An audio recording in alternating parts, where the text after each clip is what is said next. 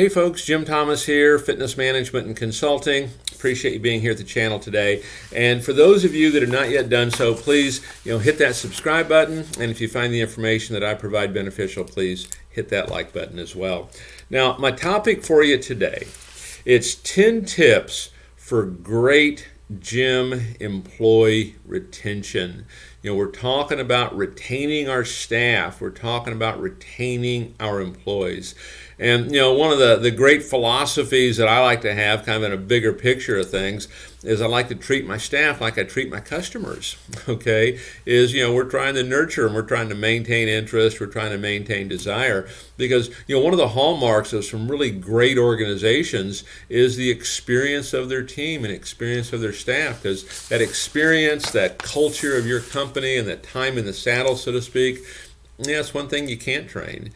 And so when we get people in, we really don't want to have that turnover. And I know from personal experience and overseeing many managers over the years is that one of the great frustrations is that continual turnover of staff and having to constantly start over. So let's look at these 10 different tips, okay? Which ones can you implement immediately? Which ones are you doing right now that maybe you can tweak and improve upon? Or maybe you're dead on and doing a great job and this could be some good validation for you. So let's jump into it. Number one, make day 60 as important as day one. And we're talking about, your staffers, your employees, your onboarding process. Yeah, when they first come on board, okay, there's a high level of urgency to get them ramped up. What I'm talking about here is they've been with you for 2 months. Make that as important as day one was, okay? As focused as here's what we need to accomplish today. Here's the training we're going to do today. Here's the follow-up we're going to do today. Here's what we're accountable to do today. But make it as important as day one, okay? Don't let this wane. Oh, I've given you enough, now it's up to you. Let's don't go that route. We want to keep them engaged, and in part, we're nurturing, maintaining interest, maintaining desires. Part of what we're trying to do. The core definition, of management is we want to create this environment that allows a motivated person to act, okay? And this is one of the things we can do to accomplish that and help us retain staff. Number two, let's optimize our benefits. What benefits does your new hire have? Let's really optimize this. Let's really bring it clear. Let's bring it into focus. Do they have flex scheduling? Okay, do they get a free membership? Do family members, can they join for a free enrollment fee, or do family members get a corporate rate, on the program? Do they have insurance benefits? Is that available at some level? Do they get complimentary child care? Okay, what are all the benefits? Make sure we list all this and really amplify it. It's really no different. Again, think about it like you would a customer. The more value we can provide here, the better. And things like a free enrollment fee for a close friend or family member, corporate rates for family members, complimentary access to child care, more of a flex scheduling. These really aren't going to cost you anything, okay?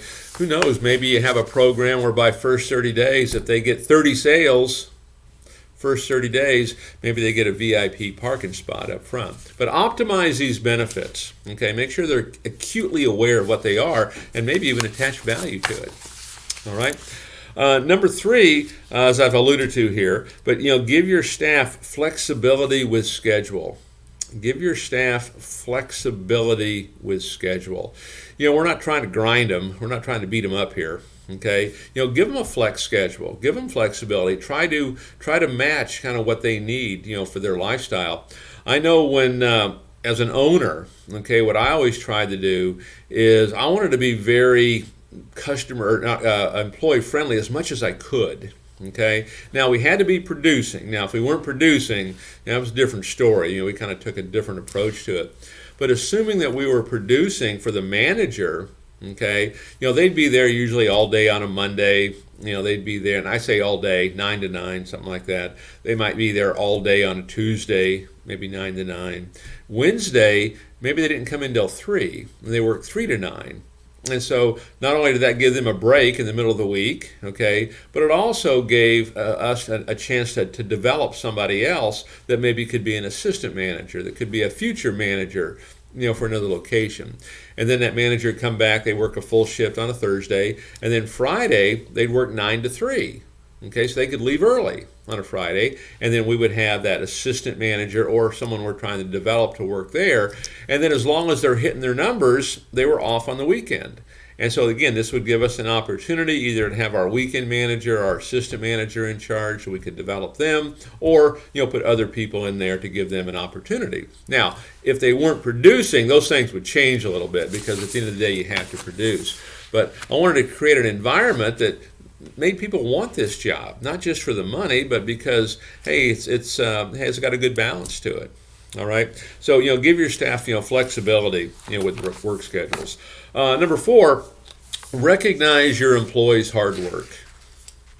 That should go without saying. I talk to a lot of folks that they don't want to do that. Then they'll tell me, man, if I do that, I'm afraid they're going to get lazy. I'm afraid they're going to get complacent. And personally, I've not found that to be true. What I find to be true is that the more people feel appreciated, the better job they're going to do for you. I'll let you decide on that one, okay? But we want to recognize our employees' hard work, appreciate them. They'll do more for you, and they'll be more loyal. Number 5, make professional development your top priority. Training. Make sure you're training your staff. And not just training when they first get started, but it's ongoing training. Every week, we're kind of talking just staff in general here, but every single week there's a staff meeting where you're doing training. Your sales meeting, you're training sales, okay? Maybe even front desk, you're training how that needs to work, or you're training other things. But every week you're having a 1-hour training session with your team. And then every single day you're training on something. It's for 5 or 10 minutes. Okay, maybe I just sit down and role play with somebody, role play how to greet a customer, role play how to give a tour, role play how to answer the phone. Okay, but make professional development, make training a top priority. Okay, and again, one of the things, this would be a good time to mention it, a lot of clubs are using this channel, for that very purpose. I mean, this is free training, just log on to the video that makes sense for where you're at, listen to it, discuss it, try to implement it. Okay, so make professional development at the top of the list here. Train your staff and never stop. I don't care how long they've been doing it. There's always something we can all learn, from all of this. Okay, number 6, for our gym employees and retention is show them how much they actually make and how much they can make. What is the potential here? What is the opportunity? And build everything into it. Here's a commission schedule. Okay, here's what you can make based on producing certain volume. Hey, here's bonuses that we have that are available. And there's going to be contests that are available where you can earn additional money. Okay, and then here's, hey, you get access to childcare if you have kids. You can, corporate memberships for family members. You got free initiation fees for friends. You get, flex scheduling. How much does all that consist of? Because there's a value, to all of that. So show them how much they can make. Show them how much they do make. Show them where this opportunity is. Almost, in a sense, break it down to the ridiculous form. Hey, here's everything that you can do here. Okay. Number 7, upgrade your equipment. Here's what I mean by that.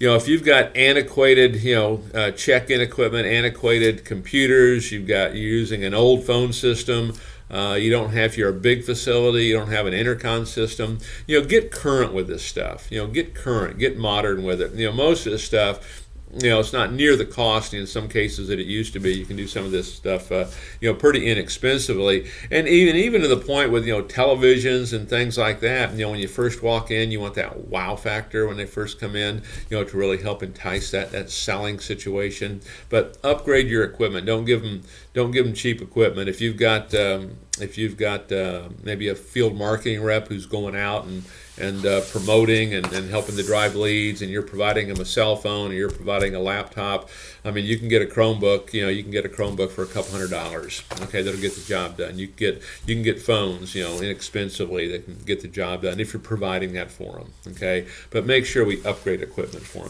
them. Number 8, communicate. Communicate. My advice on this really is really not communicate. Really, it's over communicate. Let them know what's going on. And one of the things that we like to do in many facilities to help facilitate this is, we can have an employee communication logbook. Usually it's a marketing logbook, because usually it's got to do with marketing or promotion or something of that nature.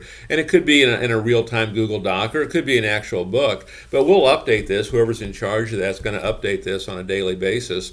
And when I come to work, first thing I do once I clock in, I open the book or I log on, and here's what's going on. Hey, here's a membership campaign we're currently doing. It's got 3 days only.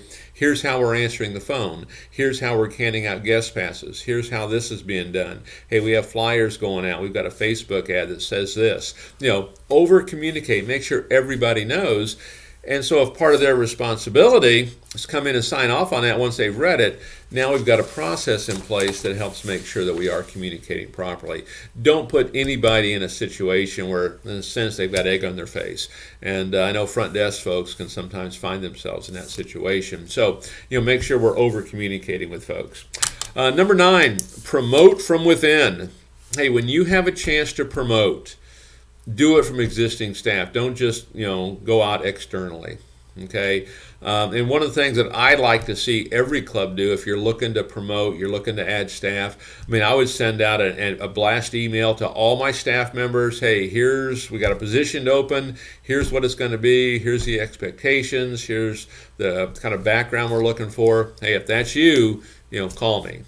You might have a part-time Group X instructor that maybe has been part-time Group X for some other reason, and now those reasons have changed and they're ready to move on to something else, and you might have that person sitting right there in front of you. You might have a person in sales that you never even considered for something like that, but that's really kind of what their passion is and their desire is. So first things first, promote from within. And if you can't do that, okay, if there's no one there that maybe wants that, try to get referrals from those folks. Maybe if there's no one on staff that wants to take that position, maybe they can refer somebody, okay? And then number 10 on our list for great gym employee retention, encourage collaboration, okay? Ask their opinion. Hey, what do you think? Mary, what do you think right here? Here's their situation. What do you think?